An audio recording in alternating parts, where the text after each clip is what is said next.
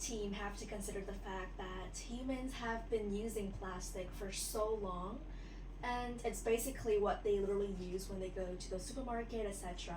And it's so convenient. So, like the proposition have to understand why people use plastic for so long, and then suddenly now we suddenly ban single-use plastic. So, like they haven't point out to us what will happen if we just like ban it out.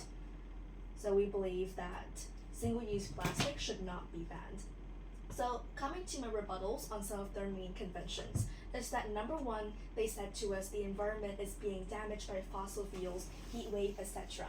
You can definitely see that the opponent throws at us a lot of statistics, but has never shown us when was this and what year was this. So therefore we could definitely conclude that their evidence isn't strong enough since they haven't pointed out to us what year was this in. And of course, it's undeniable that the environment was being destroyed, but you can definitely see that people nowadays, they are started to taking actions to prevent this from happening, and we should applaud people who are taking action, both the government and individuals. Take example of Greta Thunberg.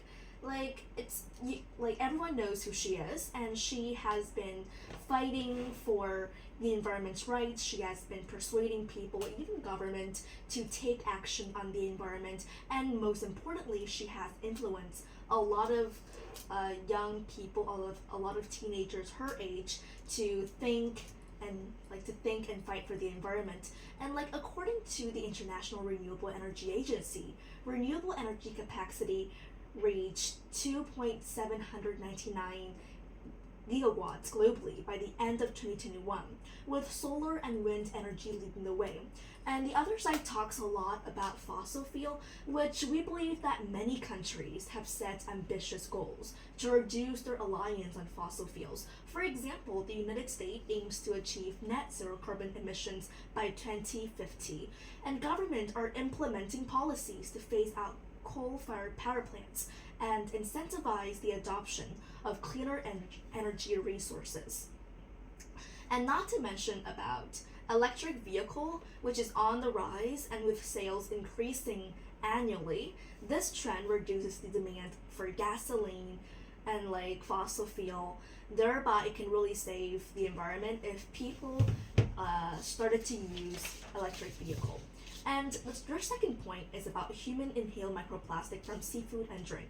Again, your side completely ignored the fact that the government and individuals nowadays are trying to fixing these problems. And for example, the European Union has set limits on the migration of certain chemicals, including those found in plastics from food packaging into food. So for instance, the US Food and Drug Administration monitors levels of microplastics in seafood and other food products to assess potential risk to human health.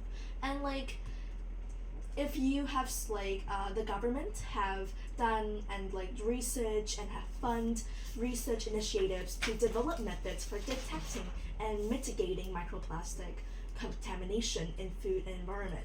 And last importantly, you made a point about vulnerable communities like minority countries that they have low tech and they don't recycle plastic a lot.